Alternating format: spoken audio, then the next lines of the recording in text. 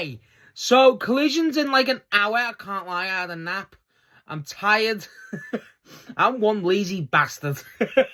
But, Collision's in an hour and there's like 5 trios matches. So I don't get what's going on anymore.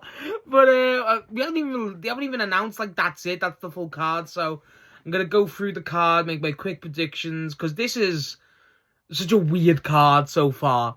It's so weird. So, I again, like, I don't know, I think it's like 4 trios matches already. It's insane. So, our first match we're going to go over is Mina Shirakawa versus Lady Frost, I believe it is. I'm not really familiar with her. Someone tell me if she's an ROH roster member or not, because I don't really know. But, yeah, so we have that singles match for Mina Shirakawa. You'd assume Mina wins, but, you know, it could be a whole interference spot. Again, I don't really know the wrestler, and you know, Mina Shirakawa's the bigger star. You'd assume that's it, but everything going on with Tony and Marina Shafir, and, you know, it's not out the question that she just gets attacked by, you know, Marina, and then Tony makes the save, you know, just because the opponent's at the highest level, but maybe not. I think that's not out the cards, but, you know, I couldn't really comment on the quality of the match, so it's a bit weird to say, but I like Mina Shirakawa a lot. So I'll actually look forward to this, to see a new wrestler. I never used to enjoy that, but now I do a lot. I do enjoy looking forward to wrestlers I don't know. I think a lot of people do, but I don't know why. It heightens more and more for me recently. So I'll look forward to watching this. I like Mina Shirakawa a lot. So our first of like the many trios matches we have is the women's trios match, which is Harley Cameron, Willow Nightingale, and Chris Statlander versus Hyan, Maya World, and Vert Vixen. I don't know who Vert Vixen is. Again, could be an ROH member. I actually don't know. Obviously, we know Hyan and Maya World.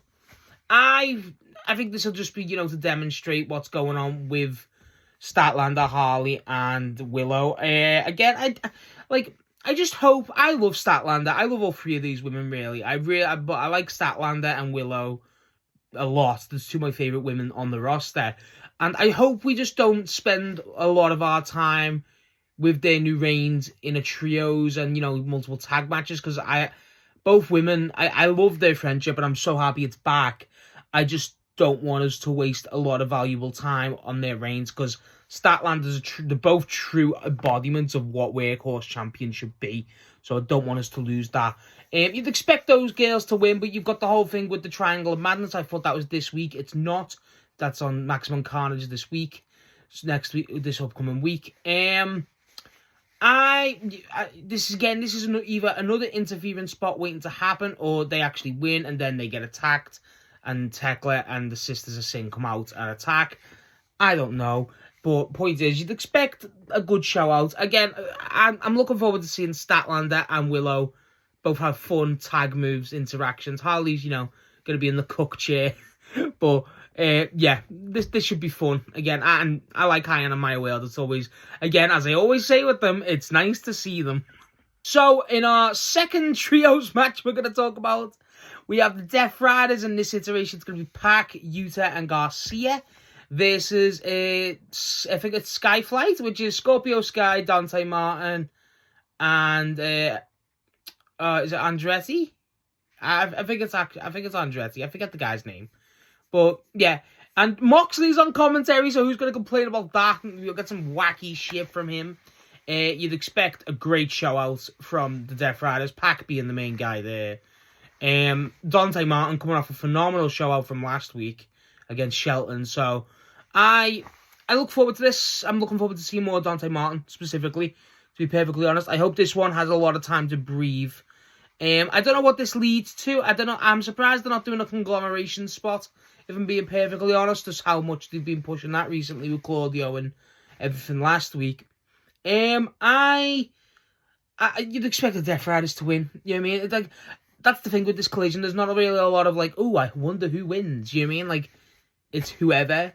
But I feel like this will be a fun show out. Again, Dante Martin really impressed me last week. Even though we've known how good Dante Martin is for a while, I just thought last week was excellent. I thought that was a real star-making performance. So I hope they really capitalise on that. And honestly, give me some Pac and Dante Martin minutes, and that's all I give a shit about. That could be really cool. Third trios match. So I'm saying it's a trios collision. And we're going to talk about is the Demand again versus Jet Speed and Anthony Bowens. Now, when I saw this like 3 minutes ago, I was like, what the fuck are we doing? Why is Anthony Bowens here? What's the explanation for Anthony Bowens? We probably get a fucking explanation for it. Bit out of nowhere why it's Anthony Bowens. I'm not expecting it to be Perry, but I just don't. Anthony Bowens is such a weird case, and I feel like it's weird to have Anthony Bowens in this situation when you know what you're getting from Anthony Bowens with the Max Caster stuff. So to kind of just throw him with jet speed, it just feels like that's not. It feels like that's not gonna work in terms of, you know, they're not gonna get along. But I think the Demand will win. But this match will have a lot. I really enjoy whatever Jet Speed have been doing recently, and the Demand as a trio are really fun to watch. So I think this match will be utter chaos, as most trios matches are. But I feel like the Demand will win. I feel like it'll be something to do with Anthony Bowens. Max Caster may come out, may not. I would love, if they had the brain here, I would love them to do Max Caster on commentary. But they won't. But that could have been a really fun idea to go with.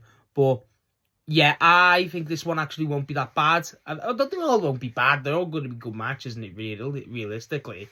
It's just, I just don't get why it's Anthony Bowens. It's a bit weird. I'm trying to figure out who else you could have had, but I just feel like it's weird that it's Anthony Bowens. But we'll probably get an explanation because that's way too out of left field for that to be not explained. Surely we won't get whatever, accept it type of thing. So in one of the very few singles matches tonight, this one will be really good. We'll have Commander versus El Clon following last week's whole stuff with El Clon and his debut. I'm looking forward to this one a lot. I'm a big fan of Commander. That match against Hechicero last week was really, really good. And El Clon looked solid last week. And they're really pushing hard with the guy. So I really am looking forward to, again, some great, obviously it's Lucha. I love Lucha. So there you go. I would assume they're going to give El Clon the win, which is quite wild, but, you know, still new and still fresh. They'll probably have someone run out if El Clon continues and the family come out to continue to attack Commander. But El Clon and this is debatably my most looking forward to match of the night. Either that or our supposed main event. But I really look forward to this. I hope this one has time. That's the only thing I really request with this is I hope this one has a lot of breathing time because, again, Hechicero versus Commander last week was excellent. Had a lot of time to breathe, and it's always nice to see Commander because the guy is truly just incredible. So I think this one will be really good. I'm really looking forward to this one. And our final match of the night to talk about so far is the TNT World Championship for Mark Briscoe versus Hechicero. I think this match will be excellent too. You'd assume Mark Briscoe wins. Hechicero, I'm looking forward to seeing in this type of match. Briscoe, I want Briscoe to just be classic Mark Briscoe, just on him, non-stop, consistently. Briscoe's one of those guys where it's great to have as a mid-card champion because the guy's just going to go nuts and will just push whatever he can for that belt. He just goes balls to the wall on any AEW event, TV, pay-per-view, whatever. So I think for Hechicero to be in a match like this, it's going to be really fun. I think this will be a true showcase of how just incredible technically Hechicero is because Briscoe won't get let up, but Hechicero being able to keep composure, I think that makes it more impressive to me. Basically, Hechicero just being able to still have his composure against a guy like Mark Briscoe. I think that's what I'm looking forward to the most. I assume Mark Briscoe wins, but I assume we get a setup for the next TNT title challenge. Essentially, someone from the Don Callis family. If they had the brain, I would kill for it to be Andrade. I think that's a great move, but you obviously got the stuff with Kenny. Josh Alexander making a lot of sense too. I'm surprised no Jake something or Mark Davis type of things going on there, but that might be a tag. The Don Callis family is so big, so could be getting stuff like that. But I'm looking forward to this, and I assume it's going to be another Don Callis family member. Not Kyle Fletcher, because Again, still not alive, but whatever. I'm looking forward to this. So yeah, that's everything that's confirmed for Collision so far. I think the card will be really good. I just think it's so trios heavy. 3 trios matches. I wonder if that's going to get repetitive. I do. I that's what worries me a bit. But we'll see by tomorrow. Anything else? I'm a bit surprised we're not getting a lot more new people, essentially.